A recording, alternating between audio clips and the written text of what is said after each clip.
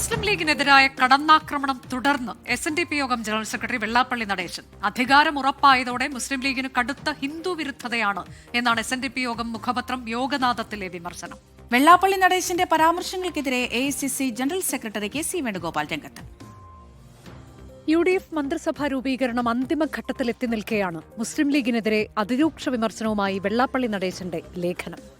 അധികാരത്തിന്റെ മറവിൽ മതതീവ്രവാദികളെ സംരക്ഷിക്കുകയാണ് മുസ്ലിം ലീഗ്.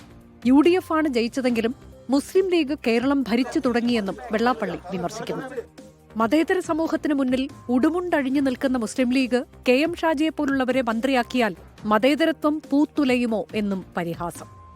ഹിന്ദുക്കളെ കൊന്നുതള്ളിയ മലബാർ കലാപവും മാറാട് കലാപവും മറന്നിട്ടില്ലെന്നും എഡിറ്റോറിയലിൽ വെള്ളാപ്പള്ളി കുറിച്ചു. സമുദായത്തെ തകർക്കാൻ ഏത് കൊലകൊമ്പൻ വന്നാലും കൈകാര്യം ചെയ്യുമെന്ന ഭീഷണി കലർന്ന മുന്നറിയിപ്പോടെയാണ് എഡിറ്റോറിയൽ അവസാനിപ്പിക്കുന്നത്. ലീഗിനെ ആക്രമിക്കുന്ന ശൈലി നാട്ടിൽ സ്പർദ്ധ വളർത്താനാണെന്നും വിഷം ചീറ്റുന്ന പ്രസ്താവനകൾ ഒഴിവാക്കണമെന്നും KC വേണുഗോപാലിന്റെ പ്രതികരണം. ഇത്തരം വിഷം ചീറ്റുന്ന പ്രസ്താവനകളൊക്കെ ഒഴിവാക്കപ്പെടേണ്ടതാണ് എന്നുള്ള കാര്യം സംശയം വേണ്ട. അതുകൊണ്ട് തൊട്ടതിനും പിടിച്ചതിനൊക്കെ തന്നെ ലീഗിനെ പിടിച്ച് ആക്രമിക്കുന്ന ശൈലി അത് നാട്ടിൽ സ്പർദ്ധ വളർത്താനുള്ള മനഃപൂർവ്വമുള്ള ഉദ്ദേശത്തോടു കൂടിയിട്ടാണ്, നല്ല ഉദ്ദേശമല്ല.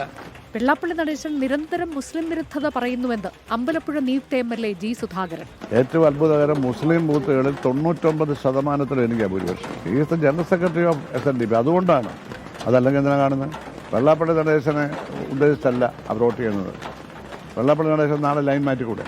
വെള്ളാപ്പള്ളി നടേശനെ പറ്റിയൊന്നും നമ്മൾ കൂടുതൽ ചർച്ചയ്ക്ക് പോകണം. അദ്ദേഹത്തിന്റെ അഭിപ്രായം അദ്ദേഹം പറഞ്ഞുകൊണ്ട്. തെരഞ്ഞെടുപ്പിൽ ജയിച്ച ശേഷം വെള്ളാപ്പള്ളി നടേശനെ വീട്ടിലെത്തി കണ്ടത് SNDP യോഗം ജനറൽ സെക്രട്ടറി എന്ന നിലയിൽ മാത്രമാണെന്നും G സുധാകരൻ പറഞ്ഞു. 24 ആലപ്പുഴ.